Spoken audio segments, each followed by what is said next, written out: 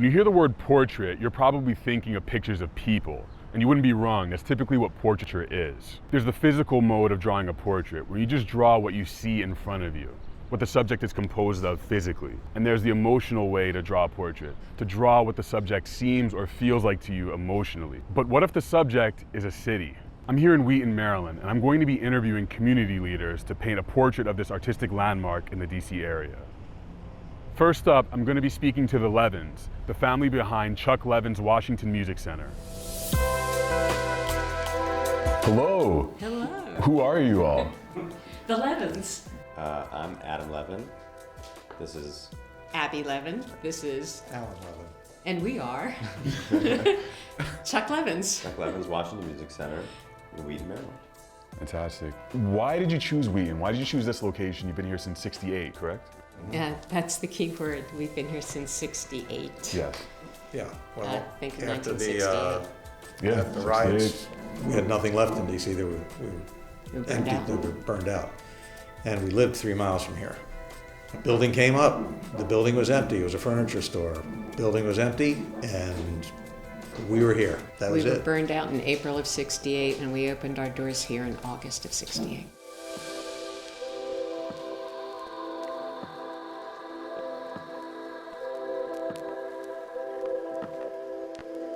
So if Wheaton were an instrument, if you could just take the whole city and merge it into a sound, what would it be? I feel like if I had to pick one instrument that could play all the sounds of Wheaton, I feel like it'd be a drum, because you can get the Latino flair, you can get like the DC go-go flair, you can get there's like almost every type of nationality, and Wheaton's a huge melting pot. Like every nationality has some sort of drum in it. Everything else can get too specific. Like you could say it's trumpets and horns. We get a lot of those from walk-in business that aren't coming from, people drive from all over, but like you get a lot of business for that, or guitars, but then you have accordions, and you have requintos, and you have Friday night with mariachi dance. right. Yeah. You get all of it. I mean, So it's hard to say it's any one thing, but I think, I don't know, I'd say drums, you can do all of it. You can play a beat with anything and make it work. Yeah, so thank you all so much for talking to me and being Thank part you. of this and letting me draw you. Thank you. And I'm just looking forward to talking to you more. Well, okay. Thanks so much. Next up, I'm going to be speaking to Fata Togba Mensah, owner of FA's Marketplace.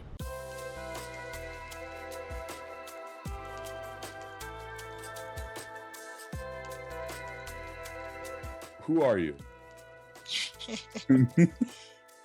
I am Fata Antoinette, wife, mommy, educator, businesswoman, entrepreneur.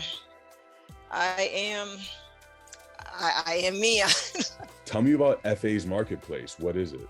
So FS Marketplace is basically a space that's for local entrepreneurs.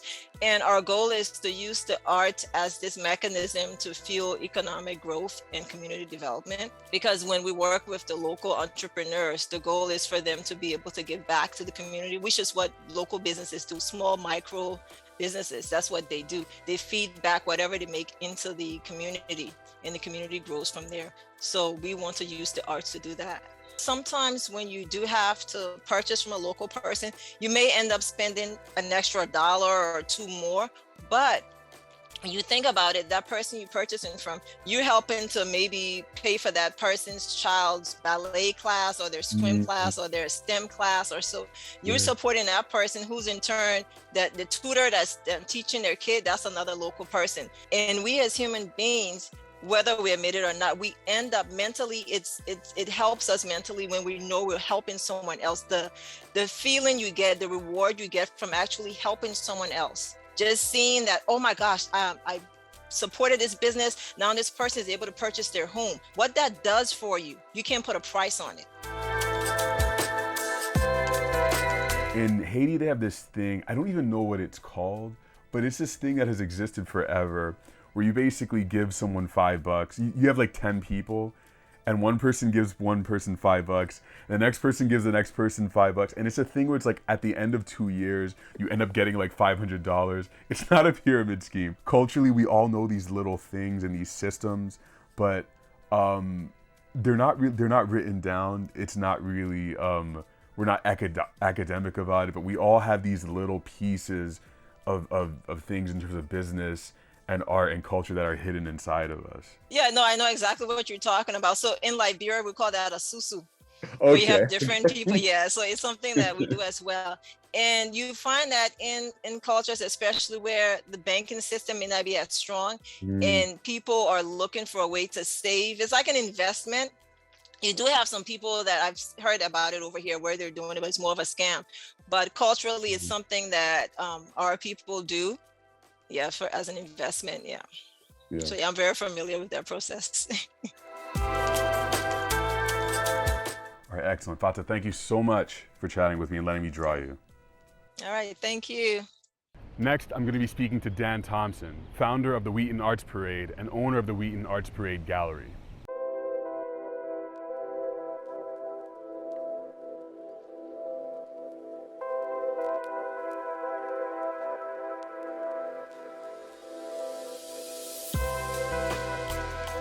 Hello, who are you?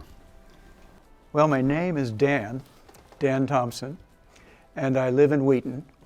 And this is the Wheaton Arts Parade Art Gallery that we're in right now, which is a result of my work with the Wheaton Arts Parade. And I'm the founder. Right. We were talking earlier about the amazing story of you creating this, and it's a lot of civic engagement, a lot of curiosity on your part, and desire to create art in this space. Can you give me the bite-sized version of many years of you creating this? How did you conceptualize it, and what was the process of making this happen? When you say this, I think of this gallery we're in, and the artist created this. There was an unmet need, a space was needed for the artists to show their work. All we did was send out a call to artists, and they responded. Currently, around you here, you'll see the work of 28 artists. So I don't feel like I did anything except send out the call. I realized I wanted to help Wheaton realize its potential as an arts and entertainment district. It wasn't happening. And my idea was that it was inspired by my own childhood, how to bring people together. We always had parades. We always had a Halloween parade and a Thanksgiving Day parade and 4th of July, and it brought people of all ages together. And I said, well, why not an arts parade?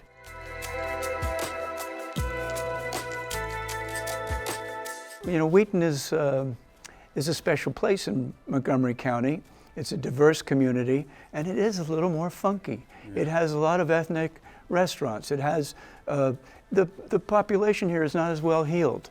And so we wanted to involve the community, everything from Girl Scouts to Chamber of Commerce. I guess I saw citizens, commerce, and cultures making a triangle. And the triangle. Just as Wheaton is a triangle, the triangle became important because geographically it's Georgia Avenue, Veers Mill Road, and University Boulevard that define the Wheaton urban center. And so that image of the triangle visually inspired me to think, well, citizens, cultures, and commerce. Thanks for sitting here and letting me draw you and chat with you. And yeah, again, looking forward to the festival. And thank you for making this, for facilitating this. And yeah. It's our pleasure. I hope that you can see we need more customers here. So please, let's come to the Wheaton Arts Parade Gallery, which is in Westfield Wheaton Mall. And finally, I'll be speaking to painter and muralist Sandra Perez-Ramos.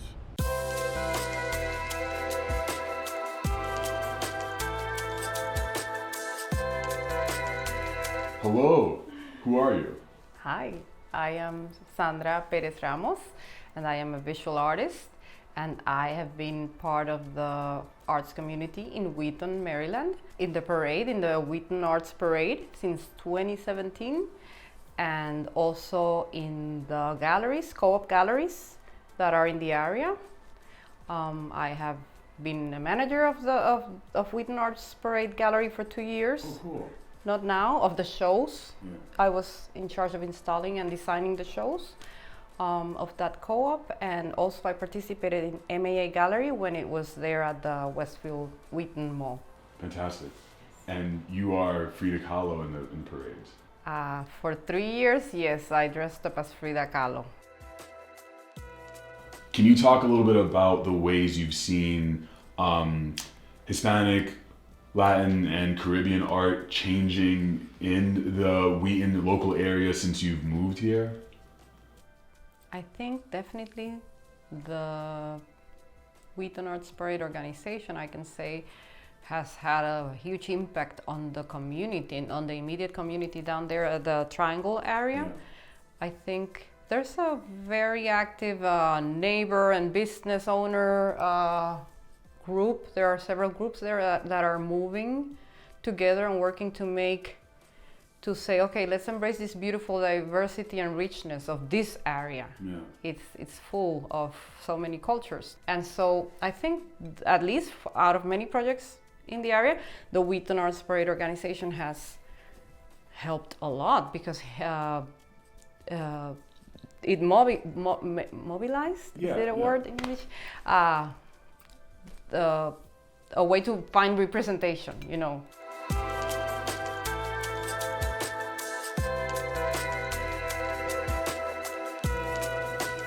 A lot of immigrant artists who are people who studied art and are amazing professional artists who immigrated here. They don't necessarily have the language or those technical abilities, but they are wonderful at art. Right. Well, where do they stay if they cannot apply, if they cannot participate? So I think activities that are in the community, which are approachable and easier in process, you know, and down to earth, people feel like, Right. okay, I can bring my art here, and I can probably move here. I can be part of this festival or this art fair. I belong, like it's okay for me to be here. Exactly, and that's good. That's what we need, more of that. We need more of those opportunities. Sandra, thank you for sitting here, letting me draw you and chat about your artistic experience, and especially talking about your pandemic art making experience. That I'm really fascinated with how artists have gone through that and continue to get through that, because I think we're kind of in unpacking mode, I know. like where there's so much that we still have Right. from there, and it's like what just happened to me? What just happened, right? So yeah, but thank you. Thank you so much for inviting me. Absolutely. I want to thank the City of Wheaton for allowing me to make this project. I want to thank the amazing, creative members of the Wheaton community for allowing me to interview them and draw them and hear about their lives and their stories. And I want to thank you for watching this.